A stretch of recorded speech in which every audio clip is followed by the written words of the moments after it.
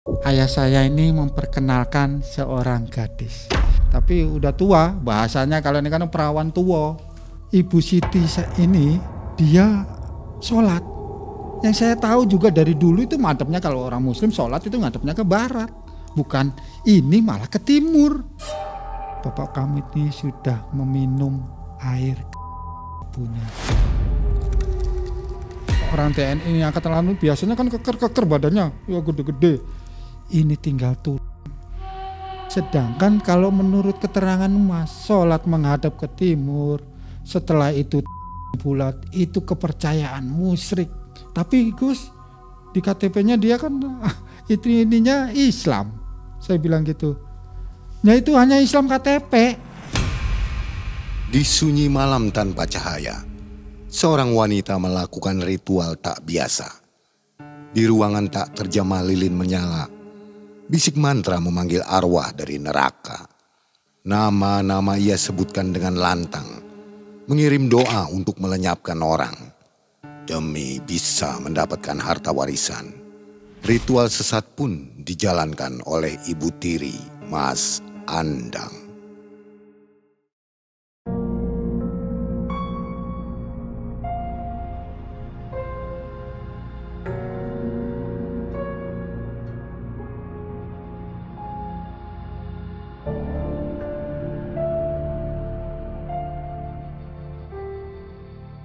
Assalamualaikum warahmatullahi wabarakatuh. Waalaikumsalam warahmatullahi wabarakatuh. Dan selamat malam Sobat Malam Mencekam dimanapun Sobat berada. Senang sekali hari ini Mang Ei dan tim kembali bisa mengunjungi Sobat semua untuk mengantarkan kisah nyata yang baru lagi ini ya. Ada narasumber namanya Mas Andang. Andang Suhermanu, betul. Nah itu dia komplitnya. Iya. Mas Andang Suhermanu. Ya. Dari mana asalnya Mas Andang? Saya awalnya dari Tuban. Dari Tuban. Ya, dari Tuban. Saya tinggal di salah satu desa, yaitu desa Tuban. Kebetulan daerah Tuban, Jawa Timur. Jadi kisah ini juga terjadi di Tuban juga ya? Yap. Oke. Ini kisahnya antik juga nih. Jadi ibu tirinya seorang penganut ajaran yang sesat begitu ya? Betul. Ibu tiri ini ya? Ya, ibu tiri menganut agama, nggak tahu kepercayaan sebenarnya yang sesat. Ya. Dan menikah dengan bapak juga ketika ibu baru meninggal beberapa hari ya? Yap, hitungan hari. Pokoknya aneh di situ. Ya. Baik, keanehannya sampai harta warisan bapak habis. Habis. Gitu ya? Ya. Baik, Sobat Malam Mencekam, ini kisahnya menarik, perlu disimak baik-baik, menambah info untuk kita ya. Yap. Jadi ibu tiri lebih kejam dari ibu kota ini mungkin kisah ini ya. Betul. Mas Andang apa aktivitas sekarang? Aktivitas ojek online. Ojek online. Ya. Sudah berapa lama? Sudah lama, hampir 5 tahunan. Waduh, betah ya. Ya. Penghasilannya gede berarti nih. Alhamdulillah, yang penting cukup buat sehari-hari aja lah. Yang penting mah cukup buat sehari-hari. Oke ya. Betul. Baik Sobat Malam Mencekam, jangan kemana-mana, jangan skip videonya. Kita segera saksikan kisah dari Mas Andang. Ya. Malam Mencekam, semakin malam semakin mencekam. Mas Andang.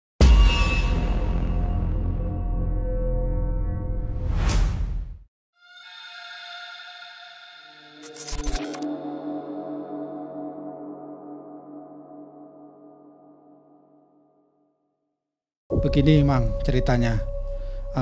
Awal mula sebenarnya saya ini tinggal di daerah Tuban. Tuban itu daerah Jawa Timur. Saya tinggal di salah satu desa, perkampungan lah bahasanya, perkampungan. Itu saya hidup dengan keluarga yang mungkin ya layak lah bahasanya, kalau orang sini itu layak gitu. Ya cukup ya nggak cukup tapi ada. Kebetulan sawah juga ada, kebun ada, tambak ada. Nah, orang tua saya ini bekerja di salah satu instansi atau aparat negara, yaitu TNI Angkatan Laut. Waktu itu usia saya masih sekitar 21 kurang lah. Belum menikah waktu itu belum? Belum. belum menikah. Jadi saya di sana ada kendala ibu saya. Kendala ibu saya ini jatuh sakit. Sakitnya itu pun di malam hari. Pas waktu kebetulan ini saudara-saudara pada tidur, saya juga tidur. Ini kebetulan teriak-teriak, ada apa teriak-teriaknya? Ya ibu sakit. Ya teriak-teriak, oh aduh sakit kenapa? Ada apa? Nah ada apa? Sakit apa? Ya udah kami akhirnya kita sendiri juga nggak tahu sakitnya apa. Dia muntah itu yang bikin saya kagetnya apa? Ini muntahnya muntah darah. Jadi kalau muntah darah saya sendiri kan barangkali ada penyakit apa paru-paru atau apa. Terus akhirnya ya udah kita bawa aja ke rumah sakit. Dibawa ke rumah sakit.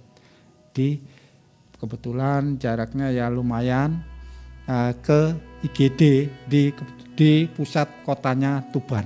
Berapa jam ke rumah sakit? Sekitar 25 menitan. Jadi kita dibawa ke sana. Nah, itu pun diperiksa sama di IGD, itu pun nggak ada penyakitnya. Sebenarnya sakit apa? Kita sempat tanya sama ini saudara-saudara juga tanya, dok ini sebenarnya sakit apa? Barangkali mungkin paru-paru atau apa? Soalnya apa? Ini permasalahannya kan ini muntah-muntah darah. Kalau muntah darah ini kan sedangkan ini fisiknya semakin lama semakin ini katanya sakit, dadanya sesek. Tapi kalau diperiksa di IGD nggak ada penyakitnya. Saya heran itu penyakit kok kayak gini. Nah akhirnya kalau nginep gimana? Ini bapak, ibu ini nggak punya penyakit. Ya sudahlah. Pengennya kan kita ini kan dirawat, ya kan? Ya sudahlah kalau nggak ada penyakit ya udah kita bawa pulang. Dibawa pulang pagi. Itu kondisinya biasa-biasa saja.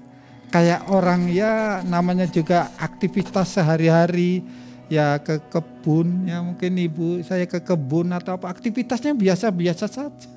Nggak ada apa-apa. Heran saya nih, ini tadi malam muntah gitu tapi kalau pagi kok nggak ada. Apa sakit apa nggak ada. Ya biasa aja ke sawah ke kebun ini biasa. Namanya juga di kampung di ini ya kan makanin apa itu ternak apa itu ikan ya udah biasa saja nggak ada ini.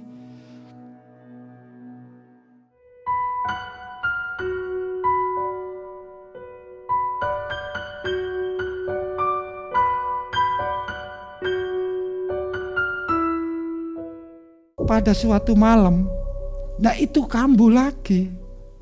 Kenapa kambuh? Ini muntah malah lebih parah, muntah. Apa penyakit apa? Dibawa ke itu tadi ke klinik tadi juga nggak ada. Sebenarnya apa? Ini mungkin karena keracunan makanan atau apa. Saya bilang ibu sebenarnya pagi itu makan apa? Kita kan nggak tahu. Kenapa kok muntah?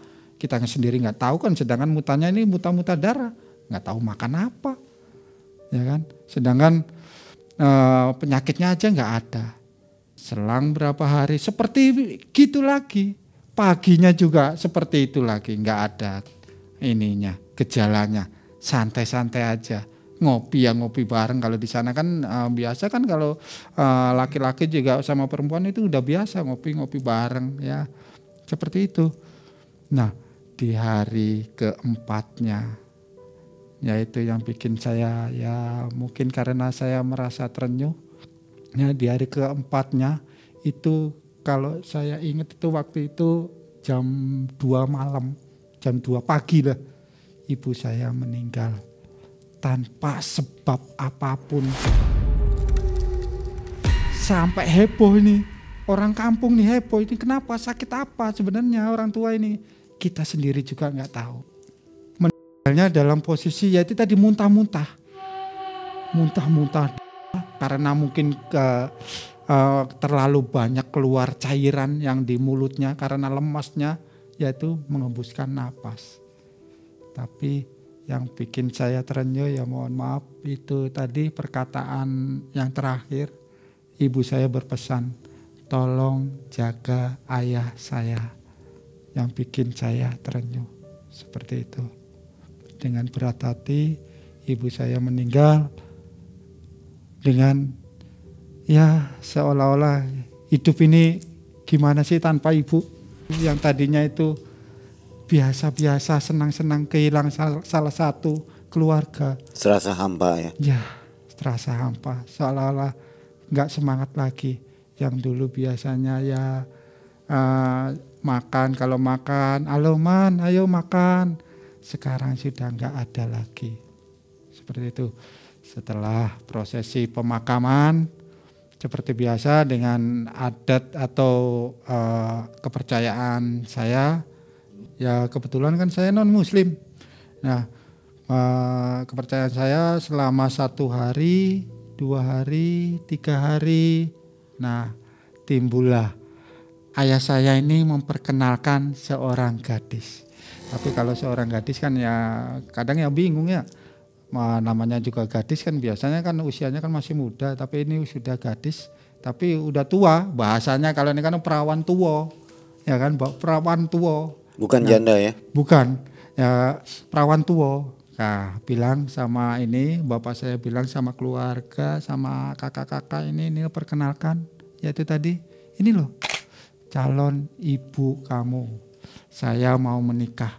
Jadi seolah-olah bapak saya ini memperjelas, pingin sekali nikah sama ibu tiri saya yang namanya Ibu Siti. Padahal ibu meninggal baru berapa hari, hitungan hari. Berapa hari? Baru 4 hari. 4 hari? Sehari, 2 hari, 3 hari, 4 hari. Itu sudah memperkenalkan. Ini loh calon ibu tiri saya. Ibu tiri kamu. Saya mau menikah dengan Ibu Siti. Namanya juga anak. Ini namanya makam. Makam aja belum kering. Ya. Makam belum kering, ibaratnya masih basah. Tanah pun itu masih kelihatan. Bunganya aja masih kelihatan. Belum alum pisan. Mosok sih nembe pirang dino wis njalukun pingine piye.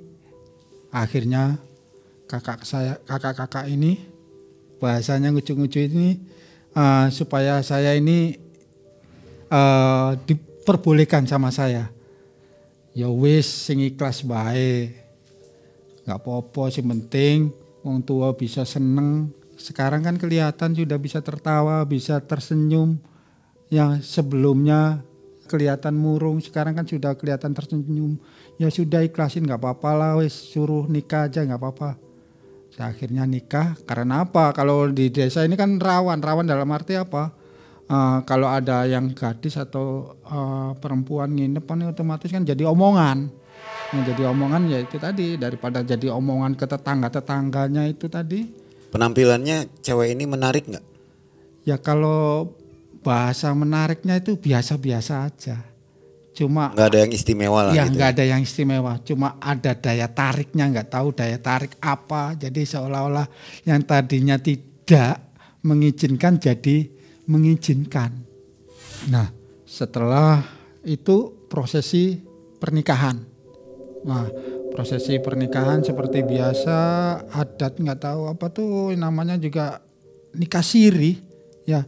Kalau nikah siri ya supaya orang kan karena apa tuh kalau nikah siri ini antara non muslim sama muslim ya nggak tahu sah atau enggaknya, itu pun kan nggak ada di surat di negara itu kan nggak ada. Tapi yang penting ya sah dulu lah biar nggak jadi omongan sama tetangga. Malu soalnya diomong terus, malu aku. Jadi setelah prosesi pernikahan sehari 2 hari, seminggu 2 minggu, sebulan 2 bulan, barulah kelihatan. Kelihatan apa? Sikap atau sifat aslinya kelihatan, udah mulai. Jadi seolah-olah apa? Dia di rumah ini seolah-olah raja, ratu. Contoh mandi misalkan. Ibu saya mandi, nah ini adiknya kan ketinggalan. Dia teriak-teriak, ayah ambilin handuk. Manja gitu ya. Nah itu ya kan, dengan sikap kalau ya mohon maaf, dengan orang tua saya ini yang laki ini, bapak saya ini kan kelihatan dulu itu wibawa, kekar gede. Tapi kenapa dengan Ibu Siti yang biasa-biasa aja, dia ngomong diturut, diambilin. Waktu itu di rumah ada Di siapa rumah. aja? Kebetulan di rumah ini masih ada komplit. Ya kan? Kakak-kakak ada Iya, semua? masih ada komplit. Nah, setelah ya itu tadi contoh hal-hal sepele juga. Contoh makan. Ya tolong ambilin nasi. Ibu saya dulu aja nggak pernah disuruh nih diambilin. Ya kan, ibu yang ngeladenin. Bukan kebalikannya, orang tua, laki saya, bapak saya yang bikin saya ngenes. Dan setiap hari, ya kan, setiap pulang. Dan itu pun seolah-olah, ya mohon maaf, bapak saya ini kayak apa sih bahasanya, kayak orang yang nurut apa kata dia. Ya kan, kalau A, B, B gitu nurut aja. Apa yang mau dia omongin, apa yang mau ini. Nah, permasalahannya dalam satu rumah tangga ini ada aja keributan. Yang dipermasalahkan ini ada aja. Contoh hal-hal sepele, contoh kakak-kakak saya ini. Misalkan ini rumah gak bersih, diomelin. Ngomel aja terus. Dibikin kakak-kakak sama saya ini gak betah di rumah. Gimana caranya? Contoh mandi aja. Kalau gak ada air, ya kebetulan kalau di kampung ini kan belum ada ledeng. Jadi kalau mau mandi itu biasanya pakai kerek kan tuh. Apa tuh bahasa ya timba tuh kan dikerek terus baru diisi, dikerek baru diisi. Nah itu pagi pun harus minta penuh. Nah itu pun dipermasalahkan, ini kok mau mandi gak ada air. Nah seolah-olah bapak saya ini gak mendukung anak-anaknya. Oh iya ya tinggal ini sendiri. Enggak, malah nyuruh. Kamu itu gimana sih sama orang tua, masa gak mau nurut? Ya tolong sih bantu, masa gak mau bantu? Ya, akhirnya ya sudahlah, bikin gak betah pokoknya. Seolah-olah di rumah itu kayak suasana ya wis panas dalam arti wis pinginnya ribut aja. Hal-hal sepele. Akhirnya kakak-kakak saya tinggal pergi. Dan saya pun meskipun agak berat, ya kan, akhirnya saya juga meninggalkan rumah itu. Saya pergi merantau di Jawa Barat. Saya kerja, kebetulan ada teman di Jawa Barat, tempatnya di daerah Bandung. Saya kerja di pabrik garmen, ya meskipun gajinya mingguan, meskipun sedikit, ya, tapi yang terpenting saya sudah istilahnya sudah nyaman di daerah Bandung. Sampai berapa bulan ada telegram dari rumah, saya disuruh pulang. Dulu itu emang udah ada HP, tapi kan minim, orang-orang tertentu aja yang punya HP. Jadi pemberitahuan itu melalui telegram. Kantor pos ya? Ya kantor pos, melalui kantor pos ada pemberitahuan. Saya dikasih tahu, ini loh ada orang tua lagi sakit. Pulanglah saya ke Tuban. Kalau kakak-kakak yang lain bubar juga? Ya kakak saya kebetulan ada yang di Banyuwangi, ada di Sumatera, ada di yang satu, yang nomor 2 itu ada di Tuban. Ya emang jaraknya pemberitahuan itu kakak saya yang nomor 2 itu jaraknya sekitar setengah jam lah dari rumah saya. Jadi pemberitahuan itu dari kakak-kakak saya. Nah saya akhirnya pulang, kumpul rundingan. Ayo kita jenguk orang tua kita yang mungkin sudah lama kita nggak ketemu, nggak ada kabar. Akhirnya kita pulang ke rumah saya sendiri di Tuban itu tadi. Kebetulan di rumah itu tadi, itu pun ada penolakan. Penolakan dalam arti apa? Saya nggak boleh masuk. Ya saya sempat emosi, ini maksudnya apa? Saya nggak boleh masuk. Ini rumah saya, kok kenapa nggak boleh masuk? Orang tua saya sakit, kenapa nggak boleh masuk? Nah setelah itu dalam perundingan di apa tuh? Ada salah satu tokoh itu, kalau bahasanya itu di kampung itu kepala dusun. Nah itu kan akhirnya diadakan perundingan, ya ini anaknya kok kenapa nggak boleh? Ya udah boleh, akhirnya diperbolehkan. Saya jenguk orang tua saya yang sedang sakit. Bapak? Ya bapak. Alangkah terkejutnya saya posisi dalam keadaan ya orang tua sakit, yang dulunya gagah, keker, ya kan, badannya berwibawa. Orang TNI ini angkatan laut biasanya kan keker badannya, ya gede-gede. Ini tinggal tulang. Sakitnya nggak tahu sakit apa. Tapi yang bikin saya ininya, dia nggak bisa ngomong. Cuma ngomongnya A, I, U gitu loh. A, I, U apa, ngomong apa? Bapak ngomong apa? Nggak tahu. Saya sendiri nggak tahu apa ya dibutuhkan apa. Kakak saya apa, pinginnya apa Bapak.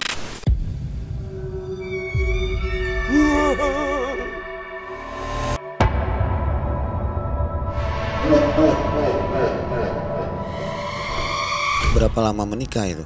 Itu setelah hampir setahun. Hampir setahun. Saya sudah jenguk, ya sudah ini kelihatan kondisi seperti itu. Saya juga kasihan juga. Terus mau dibilang apa? Ya kita gak bisa bantu. Udah sempat dibawa ke rumah sakit? Gak pernah dibawa ke rumah sakit. Gak pernah? Dalam posisi ini kenapa? Karena ibu tiri saya itu sengaja dia itu gak boleh dibawa ke rumah sakit. Malah yang disalahin ibu tiri Siti ini malah nyalain anak-anaknya. Apa? Kamu ini anak durhaka, kamu ini anak yang gak ini mau ngerti apa sih? Anak-anak durhaka semuanya. Loh, maksudnya durhaka itu yang kayak gimana? Saya sendiri kan gak tahu. Sedangkan kita kan semuanya jauh. Kakak-kakak saya ada di Banyuwangi, yang satu ada yang di Malang, ada yang Tuban. Terus saya sendiri di Bandung, kan saya nggak tahu ada pemberitahuan. Sedangkan kalau ada pemberitahuan otomatis saya pulang. Tapi nggak ada pemberitahuan. Jadi seolah-olah ditutup-tutupi. Malah saya disalahin. Jadi isunya ke tetangga-tetangganya seperti itu. Semuanya ini anak durhaka semuanya. Akhirnya saya puji Tuhan. Saya sih kok sampai segitunya memfitnah orang yang nggak tanpa nalar. Nalari apa? Ya sudah. Ya, saya pulang, kebetulan pulang itu pulang itu saya nggak boleh pulang, jangan balik lagi ke Bandung. Yo, terus gimana Kak? Kata saya sih, ya saya istilahnya kan kerja di sana, nanti saya dikeluarin, jangan mikirin kerjaan. Ya sudah, yang terpenting kamu urus orang tua. Kenapa? Karena kakak saya ini udah pada nikah, karena kesibukan masing-masing. Jadi saya disuruh tinggal di situ, tinggal di kakak saya. Meskipun pagi ke situ, sorenya balik lagi ke kakak saya. Saya tinggal ya udah. Nah terus gimana? Jangan mikirin keuangan, jangan mikirin. Kamu di sana gajinya berapa? Kamu sehari berapa?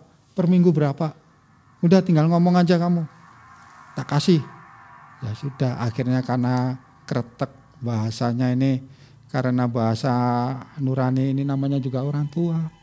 Ya harus gimana lagi, saya ngikutin, ya udahlah.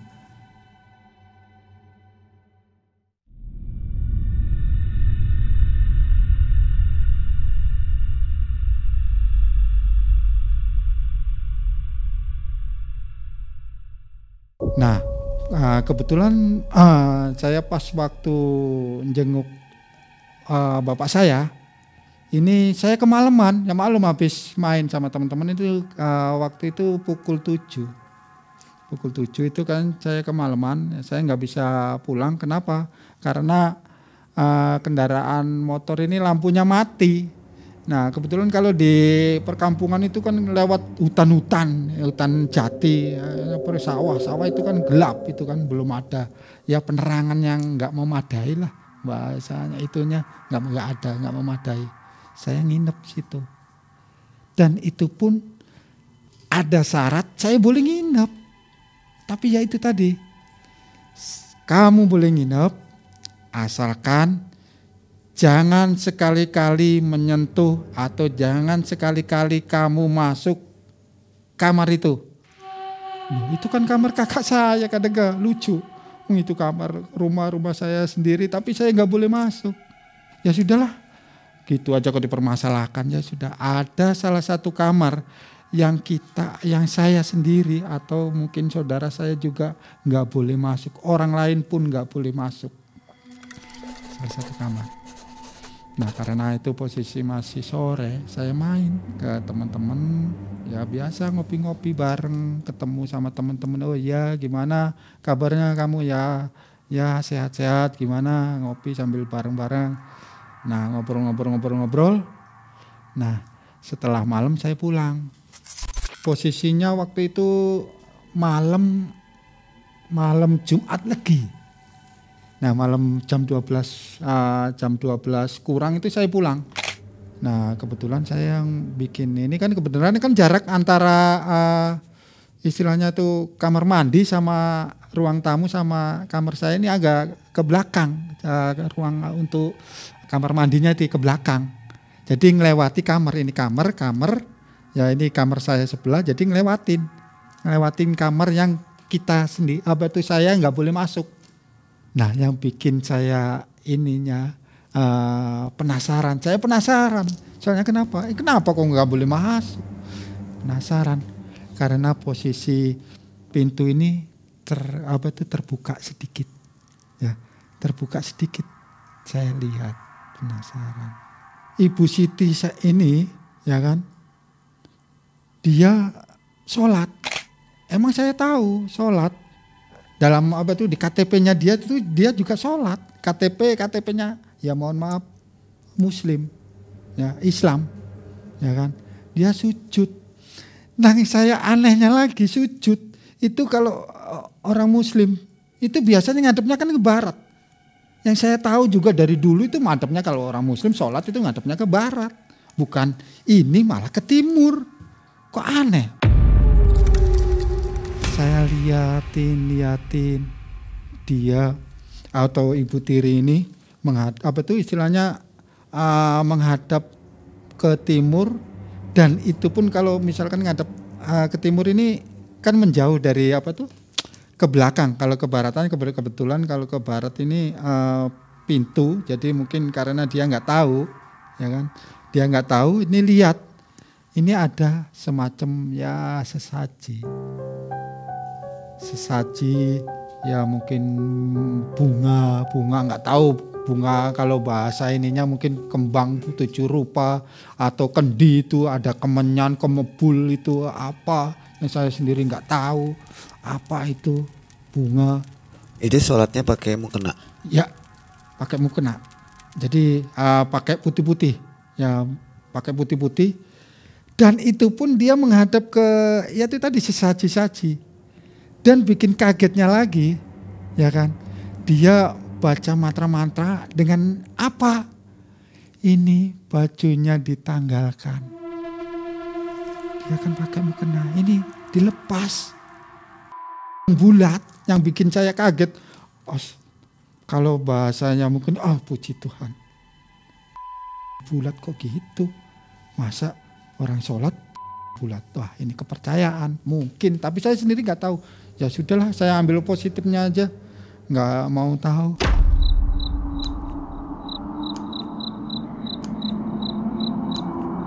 Hah?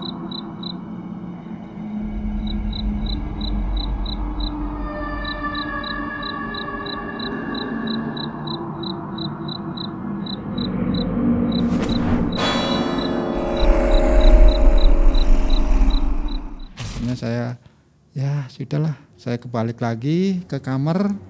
Keesokan harinya saya bilang, keesokan hari saya pulang kebenaran ke saudara saya bilang, Mbak, kondisi ayah ini kan lagi benar-benar sakit, bahwa ini penyakitnya sebenarnya penyakit apa? Ya sudah, kita kan nggak tahu waktu itu kan nggak ngerti. Biasanya kita kan tanya ke kita tanya sama orang pinter, bahasa sananya aku mau ngerti. Yuk kita tanya aja yuk sama orang pinter. Saya tanya, Mbah, nyun sewu, kula nderek tanglet, nyun sewu bapak saya niku kenging nopo, kok sakit, mboten waras-waras pun dangu, bahasanya. Ini bapak saya ini sakit udah lama kok nggak sembuh-sembuh. Sebenarnya sakitnya sakit apa? Ya kan? namanya juga dukun. Dia ngasih tahu, ya nggak tahu mantra-mantra apa, saya sendiri kan kurang paham karena itu ya sudahlah. Ini sebenarnya bapak kamu ini sudah terpengaruh sama ibu tiri kamu. Terpengaruh, sudah mengakar. Ya maksudnya mengakar gimana? Iku mbah, yang mengakar itu maksudnya gini, karena bapak kamu itu mohon maaf ya, bapak kamu ini sudah meminum air ibunya. Jadi sudah melekat, bahasanya itu dipengaruhi, ini udah melekat, gak bakalan bisa gitu. Jadi terus solusinya gimana mbah? Ya kamunya harus berdoa aja, ya kan, supaya orang tua kamu selamat. Selamat dalam arti gak ada gangguan apa-apa. Saya pulang ke saudara saya lagi, rundikan lagi, ini gimana ini, sudah kita sudah ke dukun, ya kita sudah ke dukun tapi nggak ada solusinya untuk penyembuhan, itu katanya sudah nggak bisa karena sudah terpengaruh, begitu lekatnya pengaruh itu. Akhirnya ya sudahlah, akhirnya seperti biasa saya ini, nah di hari-hari biasa saya kesana lagi ke orang tua biasa, pagi ya mandiin, saya ngeciti apa tuh, mandiin ya, meskipun nggak dimandiin dilapin apa, ngasih suap. Nah meskipun saya nggak dikasih makan, saya bapak pinginnya makannya mangan karo apa enake, ya pingin, kalau di sana itu terkenalnya kan nasi pecel, ya kan, saya pingin, dia pingin nasi pecel, ya saya beliin lah nasi pecel, makan sedikit. 2 hari kemudian di malam Jumat, ya kan, 2 hari saya nginep lagi. Karena apa? Kesepakatan dari saudara-saudara saya, udah kamu nginep aja. Mungkin apa sih yang dilakukan, apa yang dikerjakan di kamar itu sebenarnya apa, ya kan? Masa sampai segitunya? Saya nginep lagi di rumah saya sendiri. Jumat lagi kedua. Nah, itu pintunya kan dikunci. Pas pada malam hari itu pintunya dikunci. Nah, setelah dikunci, nah kalau dulu itu kan ada lubang kunci ya. Kalau lubang kuncinya kan ini tarik, ini ada kelihatan atau bolongnya, itu lubangnya ini kan kelihatan ada lubangnya. Saya coba mengintai dari lubang itu. Dan kenapa? Karena saya kelihatannya apa? Kok ini aneh, ya kan? Ibu Siti ini aneh. Anehnya kenapa? Dia tertawa sendiri. Itu bukan bersebelahan. Saya lihat apa tuh, ngintip, bahasanya aku nginceng, ya kan, di lubang itu nginceng. Apa yang dilakukan? Ternyata dia bergumul itu salah satu yang mungkin saya sendiri nggak pernah lihat, dari kecil sampai dewasa pun saya nggak pernah lihat, ya, makhluk seperti apa itu namanya saya sendiri nggak ngerti. Bulunya ya mohon maaf, aduh sampai merinding, bulunya ini kelihatan lebat, matanya merah. Nah kalau misalkan di kamar itu kan ada dipan juga kan, ada dipan. Nah kebetulan dipan itu kan kasurnya itu spraynya kan serba bersih lah, putih. Nah itu pun ada kembang, nggak tahu kembang apa, saya jadi kurang paham. Ya itu ada kembang. Nah Ibu Siti ini tidur di situ dengan, dan itu pun makhluk. Nah dengan mata besar, dengan badan gede tinggi, dia bergumul layaknya seperti suami istri. Puji Tuhan, saya nggak ngerti ini makhluk apa lagi, setan apa lagi. Berarti di kamar itu terang ya? Ya, jadi lampunya nggak dimatikan? Masih kelihatan. Kalau di sana kan lampunya kan lampu templok, lampu templek. Jadi remang-remangan kelihatan, hitam gede, mata dengan merah kelihatan. Kalau dibilang itu bisa genderuwo begitu? Kalau genderuwo atau apa saya sendiri kurang paham. Tapi ya itu tadi yang saya sendiri nggak habis mengerti. Dia bergumul kayaknya suami istri tertawa kecil, ya tertawa-tawa, senyum, Bahagia kayak gitu ya. melampiaskan kepuasan atau puas mungkin atau gimana, saya sendiri kurang tahu. Ya sudahlah, ini kalau seperti ini mah kayaknya ini udah gak benar, menyimpang. Akhirnya saya nunggu pagi. Saya bilang lagi sama saudara-saudara saya, kebenaran saya ketemu sama teman Muslim. Saya tanya, oh ini ya udah, kalau misalkan saya sendiri kan kurang paham tentang Muslim, kita ke ini aja lah, ke Gus, mau nggak coba tanya itu kayak gimana awal mula itu, biar ini dia tahu.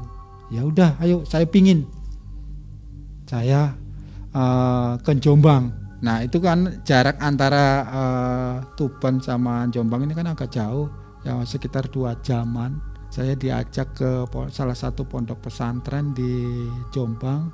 Saya diperkenalkan salah satu Gus, namanya Gus Amin, yaitu diperkenalkan. Saya dipersilakan masuk.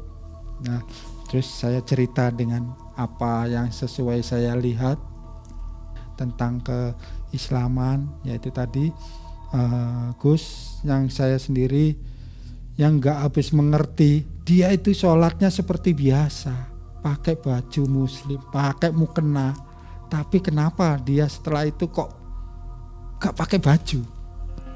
Ya, bulat yang bikin saya kaku, bahasa ini yang bikin saya kayak gila.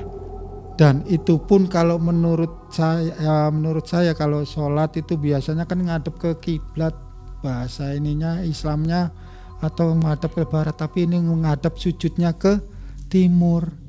Yang saya sendiri kurang tahu. Gus ini nanya, kamu ini agama apa, Mas? Saya non Muslim, Gus. Saya nggak paham tentang Islam. Saya mohon petunjuk. Setelah saya dikasih tahu, sebenarnya itu bukan agama Islam. Nggak ada ceritanya. Sholat itu di mana-mana itu 5 waktu. Nah itu pun ada waktunya. Kecuali kalau kita sholat malam, itu beda.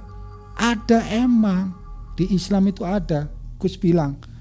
Sedangkan kalau menurut keterangan Mas, sholat menghadap ke timur, setelah itu bulat, itu kepercayaan musyrik. Gak ada ceritanya di Islam, itu gak ada seperti itu. Tapi Gus, di KTP-nya dia kan itu ininya Islam. Saya bilang gitu. Nah itu hanya Islam KTP. Banyak orang seperti itu, Islam KTP, tapi kepercayaannya masing-masing. Cuma hanya mengada-ngada, hanya formalitas KTP aja. Tapi kenyataannya banyak orang yang seperti itu. Setelah saya berdiskusi tentang agama Muslim, pulanglah kembali ke kakak saya ke Tuban.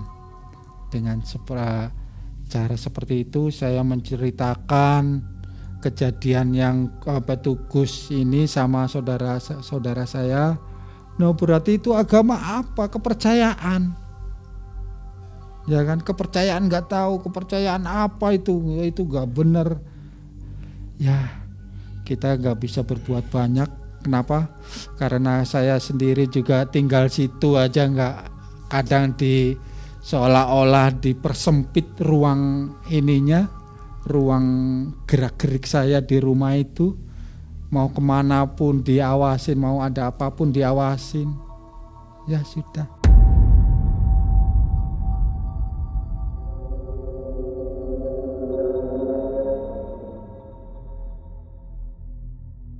Di hari malam Jumat ketiga itu saya tidur di situ. Yang bikin anehnya lagi, ada suara-suara yang menyeramkan, seolah-olah seperti kayak orang marah. Marah itu dalam arti saya marah itu apa sih? Bahasanya perabotan. Perabotan itu kayak bunyi, nggak tahu perabotan ya, kayak semacam gelas apa itu pecah dengan sendirinya. Nah yang saya tahu yaitu tadi, ini ada suara apa sih? Ini kayak ada orang ribut di dalam kamar. Ribut-ribut sama siapa? Sedangkan saya lihat orang tua saya terbaring, lemas, ya kan. Saya lihat, wah ini benda-benda ini berantakan semua, sesaji-saji ini berantakan semua, seolah-olah marah. Tapi ibu tiri ini saya menangis dengan terseduh-seduhnya, nggak tahu apa, dimarahin atau kayak gimana nggak tahu. Nah yang bikin ininya juga, apa ya, habis marah, habis nangis, kok dia tertawa-tawa. Ini kayak orang ya bahasanya habis nangis tertawa. Ya kayak seolah-olah ini dibikin-bikin. Habis nangis kok tertawa. Ini sih. Kayak ODGJ gitu ya? Iya. Apa habis nangis tertawa? Saya coba nginceng lagi. Saya juga usil sih, pengennya kan nginceng nih. Tak intip lagi. Tak intip. Dia dengan makhluk yang menyeramkan, yang sangat saya sendiri kurang sendiri, apa istilahnya, mungkin kalau bahasa ininya mungkin genderuwo atau apa yang tinggi besar. Masih makhluk yang tadi ya? Ya, masih makhluk yang seperti itu tadi. Saya nggak peduli lah, ya sudahlah. Akhirnya saya ke kamar tidur. Keesokan harinya saya berpamitan sama bapak saya, Pak, ini saya sudah lama, mungkin saya meninggalkan kerjaan, saya mau mungkin pengen kembali ke Bandung, saya kerja, ya saya mohon doa restunya, namanya juga orang tua, saya mohon doa restunya. Itu yang bikin saya terenyuh dan teringat tuh, astagfirullahaladzim, saya mau meninggalkan itu, kalau nggak salah itu dipeganglah tangan saya. Jadi seolah-olah, ya mohon maaf, orang tua saya ini gak diperbolehkan saya ini pulang atau kembali lagi, gak boleh. Kenapa?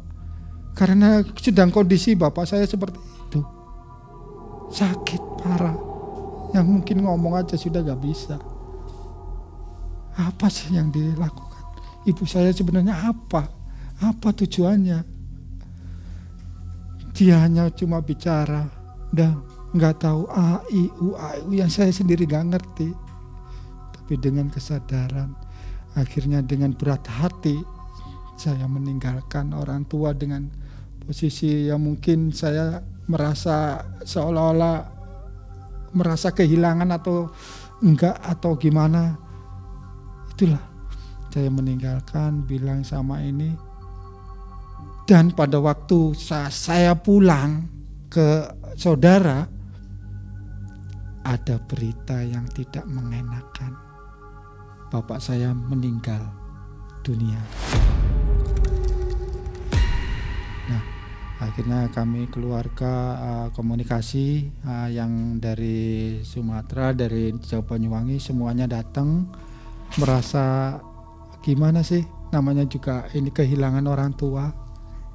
Ya, merasa sedih pun juga merasa sedih, tapi ya sudah, apa yang diinin, mendingan ya kita ikhlas, mengikhlaskan. Orang tua saya meninggal dengan kondisi yang mungkin badannya kurus, yang dulunya keker gede, ya kan, orang TNI berwibawa, tapi ini dengan kurus, dia meninggal dunia. Gak sempat tinggalkan pesan apa-apa ya ke anak-anaknya? Karena saya sendiri juga nggak tahu ya meninggalnya seperti apa. Sudah tahu-taunya sudah dibungkus kain kafan. Setelah meninggal, bapak saya meninggal seperti biasa, meninggal dengan, kalau mungkin adatnya kalau orang kampung ya, kita kan belum bahasanya belum muslim, masih non muslim, jadi ya sudah di doa seperti biasa 3 harinya lah, bahasanya ya udah selamatan seperti biasa, ya nggak tahu ya kita menurut ibu tiri saya ya doa ya seperti kayak biasa aja, tahlilan. Jadi bapak meninggal dengan cara Islam? Dengan cara non muslim. Tapi di kain kafan? Ya, di kain kafan. di kain kafan. Jadi menurut ibu tiri saya ini katanya sudah muslim, ya saya sendiri kurang tahu muslimnya kayak gimana. Kalau muslim kan otomatis sholat, ya karena kan nggak pernah sholat, ngajarin sholat aja kagak. Saya pulang ke Bandung, kakak saya semuanya pulang ke Sumatera, semuanya pada pulang. Nah pada saat mungkin seminggu, 2 minggu, sebulan, 3 bulan, mungkin ada celetukan dari kakak saya yang paling tertua. Dia bilang, "Dang, coba kamu ini urus, ya mungkin barangkali ada ini, coba tanyain surat-surat rumah atau gimana, masih ada enggak, ya kalau misalkan saya sendiri ya nggak bisa tuh Mbak, ya harusnya bareng-bareng, seolah-olah kalau misalkan saya sendiri nanti dikira saya meng-HI." Ya wis, setelah itu ditentukan waktunya, berapa bulan kemudian saya pulang. Dan itu pun saya pulang dengan ada penghalang dalam arti nggak boleh masuk. Aneh, itu pun nggak boleh masuk. Kenapa ini nggak boleh masuk? Ini masih rumah orang tua saya. Ini apa, rumah siapa? Ini rumah saya. Loh, saya kaget, rumah saya dari mana? Ini rumah orang tua saya. Kok ini masih rumah saya? Kata siapa rumah orang tua kamu? Orang tua kamu sudah meninggal. Loh, kok ngomongnya seperti itu? Ini rumah saya, kata dia tuh. Jadi kita ribut. Saya sempat emosi saking hujan.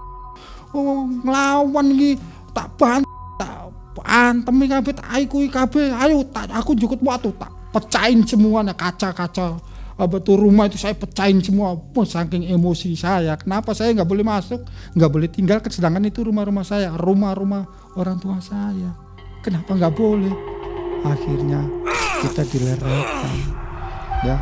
Di situ ada salah satu tokoh desa, namanya kalau di sana di kampung itu namanya kasun, ya kadus. Nah, kadus itu melerai, ya sudah, jangan diinin, jangan diteruskan, ya sudah. Ini kita lihat ininya aja. Setelah emosi saya agak mereda, saya dikasih nasihat, ya sudah, nanti besok tinggal ini datang aja ke balai desa, coba ditanyakan, ya kan, apa maksudnya. Jadi saya keesokan harinya saya ke desa. Nah, saya mau tanya, ini loh, saya kan punya ini Pak Lurah, ini mohon maaf, saya bukan kok masalah warisan gitu, enggak, saya pengen menanyakan, bapak saya ini kan punya, ya setidaknya itu punya sawah, punya kebun, punya tambak, ya. Nah itu pun kan ada pensiunan juga, ya saya mau tanya, sebenarnya ini pengen tahu sebenarnya ini atas nama siapa. Kamu katanya sudah dikasih tahu bahwa kamu sudah katanya sudah dikasih uang, sudah dikasih sama ibumu, sama itu katanya sama bapakmu, saya sudah dikasih uang. Kasih uangnya gimana? Maksudnya saya udah dikasih warisan. Ya saya sendiri nggak tahu warisan seperti apa. Ternyata surat-suratnya itu, kebun sawah, tambak, itu semuanya sudah atas nama Ibu Siti. Kita nggak bisa berbuat apa. Kenapa? Kita kalah dengan surat selembar itu tadi. Mau nuntut kayak gimana? Saya diomongin sama Pak Lurah, kamu nuntut kayak gimana, nggak bakalan bisa. Loh kenapa kok seperti itu? Harusnya kan melibatkan saya, Pak Lurah. Loh itu karena keinginan bapakmu sendiri. Karena bapak kamu yang seolah-olah itu harta ini ke ibu kamu, bapak kamu sendiri. Kenapa? Saya sendiri sebenarnya takut, Man. Sebenarnya takut kenapa? Takut ya itu tadi, kamu nuntut. Karena keinginan bapak kamu sendiri, bahwa harta surat-surat ini atas nama Ibu Siti itu tadi. Katanya ya itu tadi, semuanya sudah dibagiin.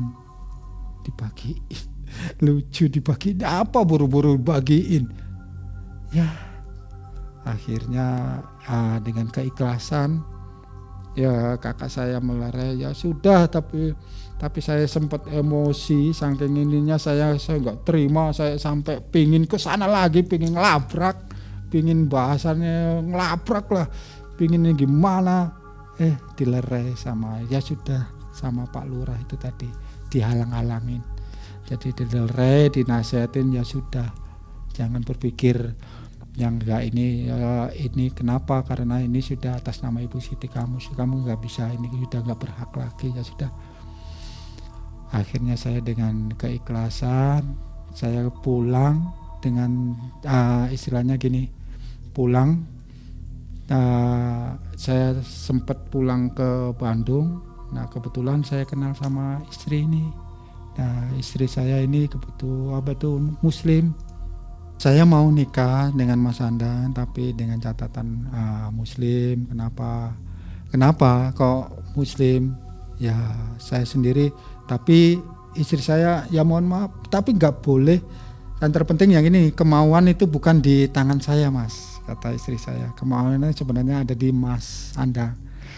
Ya itu tadi, kalau Islam itu nggak memaksa lah, terserah. Kalau Mas mau ini ya, berhubung saya pingin sesuai dengan yang diajarkan Gus yang waktu kemarin dulu itu diajarin kalau Muslim itu seperti ini, nggak ada tanpa kepaksaan, nggak ada yang namanya ayo mengajak, itu nggak ada, tapi menurut keyakinan sendiri, keinginan sendiri, pingin Muslim. Akhirnya saya nikah, meskipun istri saya dengan sabar ngajarin saya sholat, dengan ngajarin saya gimana caranya bersahadat, doa yang benar, sholat 5 waktu yang terpenting. Dan saya sempat ya ngobrol sama ke salah satu pesantren di Cirebon juga, salah satu ulama. Saya bilang saya non muslim, saya diajarin yang terpenting Islam itu sebenarnya cuma satu. Apa tuh? Yang penting bisa mengendalikan hawa nafsu, yaitu tentang akhlak. Apa itu akhlak? Kamu cerna sendiri. Sholat 5 waktu, akhlak. Akhlak itu mencakup semuanya, kebaikan. Contoh, salah satu contoh akhlak, oh ya iki akhlaknya orang ini suka bohong, itu akhlak. Ternyata saya telaah, ya saya dipelajarin, dikasih petua cuma satu, akhlak. Gak usah neko-neko, akhlak. Kalau akhlak kamu sudah baik, semuanya baik. Dan ingat, harta itu gak dibawa sampai mati. Istri saya juga tahu, jadi saya sudah menceritakan dengan kondisi keadaan ya ibu tiri saya, bahwa ibu tiri saya itu seperti ini. Istri saya sudah bilang, ya kan, udah jangan diinget-inget, yang lalu biar berlalu. Yang terpenting, alhamdulillah Mas sudah Muslim, itu pun harta yang tak ternilai ya bagi saya, kata istri saya. Yang sholat 5 waktu Mas, seperti itu, jangan diinget-inget. Akhirnya saya juga sampai sekarang nggak mau nginget dia lagi, nggak tahu hartanya seperti apa, nggak tahu kondisinya seperti apa, keadaannya saya nggak mau, pokoknya saya nggak mau nyebutin sama nama dia. Jadi ternyata bapak ini kena pelet ya, atau kena santet? Kena pelet, jadi seolah-olah dikuasai, sukmanya ini dikuasai. Udah nanya ke orang pintar lagi? Sudah. Spiritual? Ya. Apa katanya? Katanya ya itu tadi, dia itu sudah meminum air kencing ibu tiri. Cuman saya. Itu aja? Iya. Dan si Ibu Siti ini pengabdi setan mungkin ya? Ya.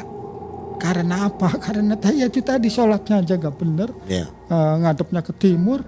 Nah itu pun dengan aliran sesat begitu ya? Ya. Jadi akhirnya nggak pernah ketemu lagi. Sampai sekarang saudara-saudara sudah nggak memikirkan lagi. Saudara-saudara sudah mengikhlaskan. Yang terpenting sampai sekarang tetap saudara masih komunikasi, tapi nggak mau mengingat Ibu Siti saya. Kapan terakhir lihat rumah? Terakhir itu udah lama, hampir tahun 2005. Kebetulan saya waktu itu kan sudah muslim, pingin lihat makam bapak saya.